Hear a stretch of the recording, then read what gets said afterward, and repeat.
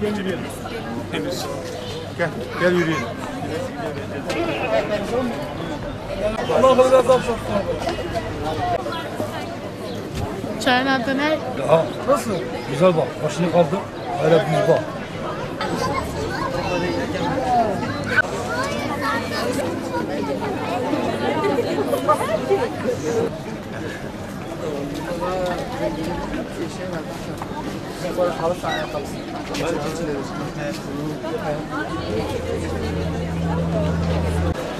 Hadi yürü.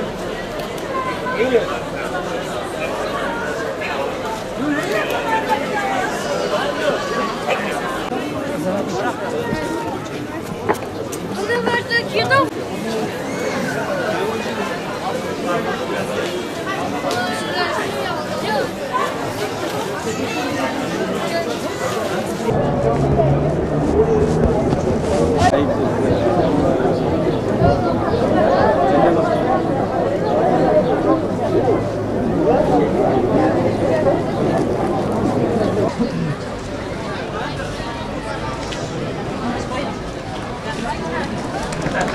Her yıl olduğu gibi bu senede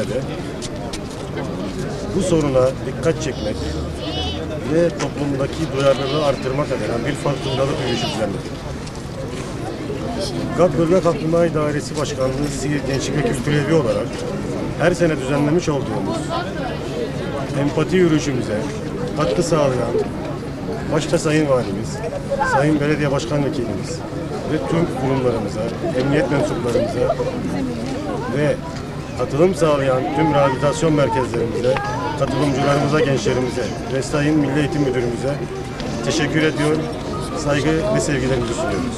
Toplumda engelli kardeşlerimizin yaşam koşulları ile ilgili bir farkındalık oluşturmak ve insanlar içerisinde duyarlılık geliştirmek amacıyla düzenlenen bu yürüyüşe katılmış olmaktan ben de mutluluk duyuyorum. Düzenleyen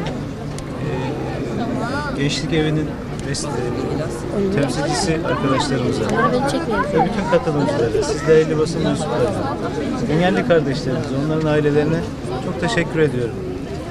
Hayat acısıyla tatlısıyla hepimiz için. Biz bu hayatı birlikte yaşıyoruz ve her an, her saniye içerisinde hepimizin başına değişik kazalar vesaire gelme ihtimali var. Bunların sonucunda hepimizin birer engelli adayı olduğumuzu ben tekrar hatırlatmak istiyorum.